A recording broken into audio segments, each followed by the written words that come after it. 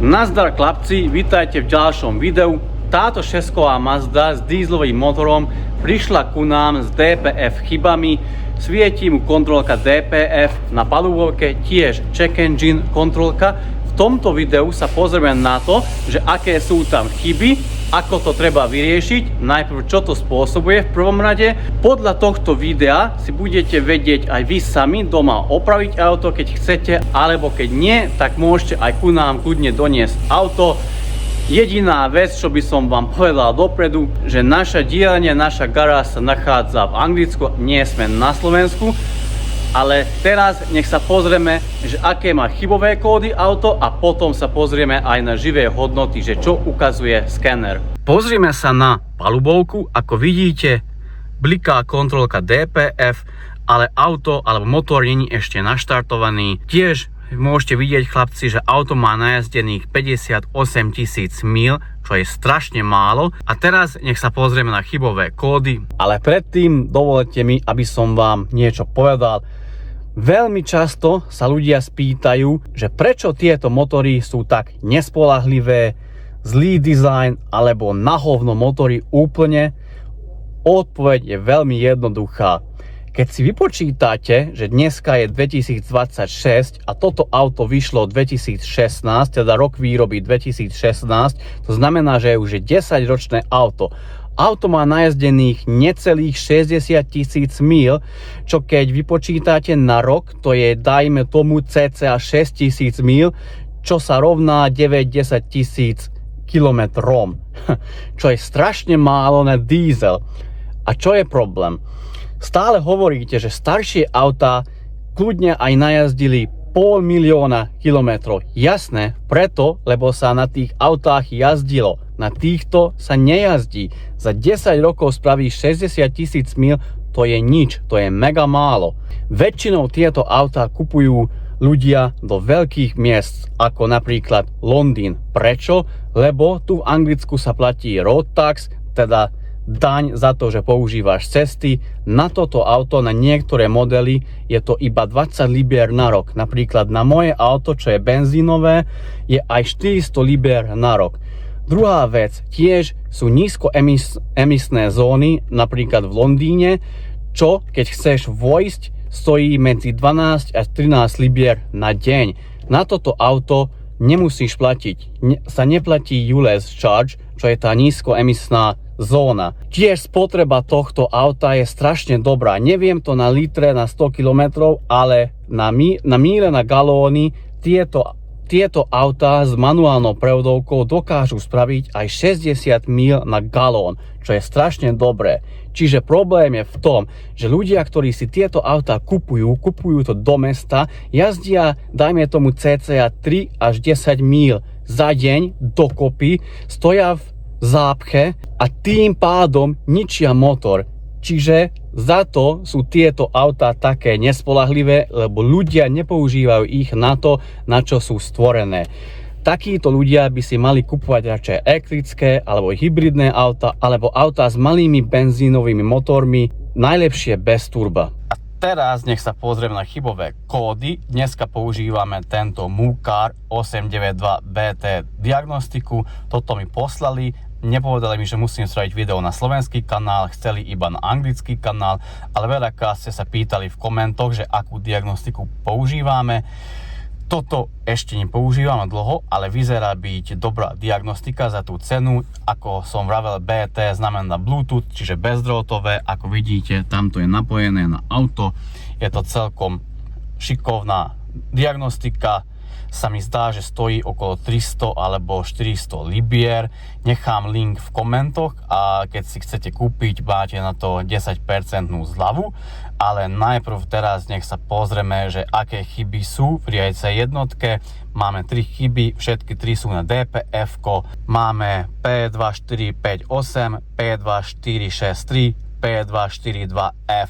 Posledné dve sa sťažujú na popol a na karbónové usadenie v DPF-ku, že sú strašne vysoké, a prvý chybový kód sa sťažuje na čas regenerácie, čiže veľmi krátko auto regenerovalo a preto vypísalo aj tie dve ďalšie chyby potom. Čiže vo videu budete vidieť, že čo to spôsobí, ako sa ich zbaviť a ako opraviť auto a že čo treba robiť, aby potom vám auto zas a znovu fungovalo. Tu sme v živých hodnotách, vybral som 4 parametre. Prvé, posledná regenerácia, kedy bola, čo bolo pred 315 míľami dozadu, čo je celkom veľa. Keď sa pozriete na akumuláciu častíc v DPF-ka, máme 20 gramov na liter, čo je strašne veľa, trojnásobok toho, čo by sme mali mať. Auto začne regeneráciu, keď tieto čísla sú okolo 6 gramov na liter, my máme skoro 20, čiže strašne sú vysoké.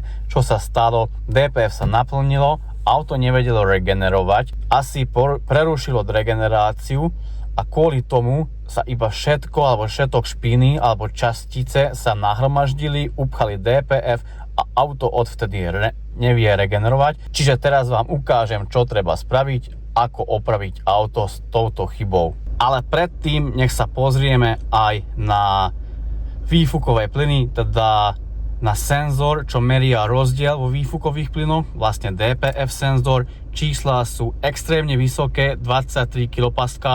Tieto čísla na voľnobehu, keď je DPF čisté alebo po regenerácii, tieto čísla by mali byť 0,3 kPa. Čiže ako som vravel, tieto čísla sú neskutočne vysoké. A teraz v ďalšom kroku sa ideme pozrieť na to, že čo spôsobuje tieto chyby. Viem, že niektorí z vás by už asi vymazali DPF-ko, odstránili DPF-ko fyzicky. Bohužiaľ to není správna oprava auta.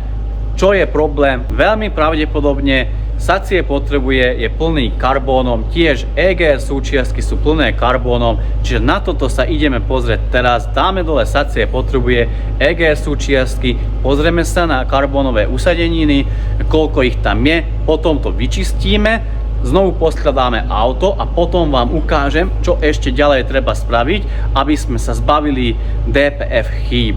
Spravili sme carbon cleaning, bohužiaľ chlapci som vám nevedel ukázať, ako to vyzeralo predtým, lebo chlapci tu v garáži sú takí rýchli, že kým ja som bol na testovacej jazde, oni už spravili walnut blasting, teda carbon cleaning s orechovými škrupinami, ale najprv nech sa pozrieme na výsledok.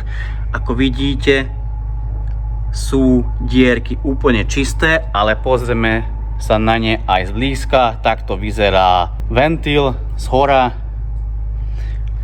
Až takto vieme vyčistiť tie dierky pod sacím potrubím. Používame na to tento strojček. Teraz je to nový, sme si kúpili nový, lebo starý mal už iba 3 kolesa, sme už používali 2-3 roky a na tomto novom tiež používame aj vysávač alebo funkciu vysávača, čiže recirkulujeme orechové škrupiny a tým pádom menej plitváme. Teraz chlapci poskladajú motor a potom vám ukážem, že čo treba spraviť, aby auto spravilo úspešnú regeneráciu a tiež potom vám ukážem ešte živé hodnoty, že ako vyzerajú po regenerácii. Autíčko poskladané, motor už beží, ako vidíte ešte stále bliká kontrolka DPF-ka na palubovke, tiež check engine, ako vidíte. A teraz na diagnostike idem vyresetovať DPF-ko alebo filter pevných častíc a potom vám ukážem čo a ako ďalej. Vyresetoval som DPF-ko, vybral som 5 parametrov v živých hodnotách, tieto budem sledovať. Ak si pamätáte zo začiatku videa, tak tieto mali, sa mi zdá, okolo 20 gramov na liter hodnotu, toto bolo 350 mil. Toto je 0 teraz preto, lebo motor nebeží, čiže tieto parametre budem sledovať. Auto začne regeneráciu po resetovaní po 6,5 míľach a to trvá tiež 6,5 míľ, čo znamená, že 13 míľ musím spraviť, aby auto dokončilo úspešne jednu regeneráciu a potom spravím ešte ďalších 6,5 míľ, aby som videl, že ako rastú tieto čísla a podľa toho budem vedieť odhadnúť, že ako je na tom DPF-ko, ale to vám tiež ukážem po testovacej jazde. Vrátil som sa z testovacej jazdy, spravil som 25 míľ, ako môžete vidieť a teraz nech sa pozrime na živé hodnoty. Po regenerácie som spravil 11 míl. Rozdiel vo výfukových plynoch je 0,3 kPa, čo je ideálne, čo som aj vravel na začiatku videa, že tieto čísla, toto číslo by malo byť okolo 0,3 kPa na voľnobehu po úspešnej regenerácie, alebo keď DPF je čisté. Keď sa ďalej pozrieme na ostatné hodnoty, častice v DPF alebo hodnota častíc DPF je 0,28 gramov na liter, čo je celkom dobre, nie že celkom dobre, ale dobre, pekné číslo po regenerácii. Čiže keď teoreticky vynásobíme, že kedy začne ďalšiu regeneráciu, tak toto bude ideálne, lebo auto začne regeneráciu, keď tieto čísla sú okolo 6 gramov na liter. Čiže isto spravíme viac ako 100 míl medzi dvoma regeneráciami. My vravíme klientov, že ideálne je, aby spravili viac ako 100 míl, minimálne 100 míl, alebo aj viac medzi dvoma regeneráciami. Čiže toto auto mal DPF v poriadku, nemal žiadny problém s DPF-kom, ale ako ste si mohli vidieť, problém bol inde a nech vám ešte poviem, alebo dodám k tomu dačo. Klient není u nás prvýkrát, bol u nás už mesiac a pol dozadu. Najprv prišiel, lebo mal strašne vysoké hodnoty, teda malo chybové kódy na výfukový senzor. Mal problém so senzorom, čo meria tlak vo výfuku, mal strašne vysoké hodnoty, tak sme mu vymenili senzor a sme vyčistili trubku pod senzorom, dali sme dole tiež veko ventilov, pozreli sme sa na vačkový riadiel z výfukovej strany, nebol opotrebovaný, čiže tiež to mal v poriadku, tiež mal v poriadku tlak oleja, čiže auto bolo OK, okrem tej hadice alebo tej trubky, čo bola upchatá karbónom pod tým senzorom. To sme mu vyčistili, auto sme mu vrátili, ale čo je podstatné, čo som tým chcel povedať, mesiac a pol dozadu bol u nás a spravil za tú dobu necelých 600 míl, čo je strašne málo. Aby ste vedeli, k čomu prirovnať, ja cestujem 80 míl za deň do roboty a naspäť domov, čiže 40 míl jedna cesta a 80 míl obojsmerne. Čiže pre mňa dízlové auto má zmysel. Bohužiaľ, pre tohto klienta dízlové auto nemá zmysel. Keď sa nemýlim, tak on žije v Londýne a ako som aj vravel chlapci, auto nepoužíva tak, ako by mal, alebo nepoužíva auto na to, na čo bolo stvorené, vyrobené. Čiže hoci čo on môže spraviť, auto mu nebude slúžiť. Auto je hotové, ešte raz treba prezrieť predtým, než odovzdáme klientovi, ale všetko funguje tak, ako má. A ako ste si mohli vidieť, chlapci, nemusíte vypísať alebo odstrániť DPF-ko, keď hlavne ani není problémom alebo hlavným problémom, čo spôsobilo chybu, ako ste si mohli vidieť vo videu. Na vine bolo dačo úplne iné, ale ako som aj vravel vo videu, bohužiaľ tieto autá není sú pre každého, hlavne sú to pre takých ľudí, ktorí cestujú veľa alebo jazdia veľa, dlhé trasy myslím, po diaľniciach a nie v meste. Hlavne toto auto za žiadnych okolností není do mesta. Keď používate to v meste, takéto problémy sa tiež vyskytnú aj vám a potom môžete minúť veľa korún na to, aby ste auta opravovali. Ďakujem veľmi pekne za pozrietie videa, stretneme sa v ďalšom videu, zatiaľ sa majte.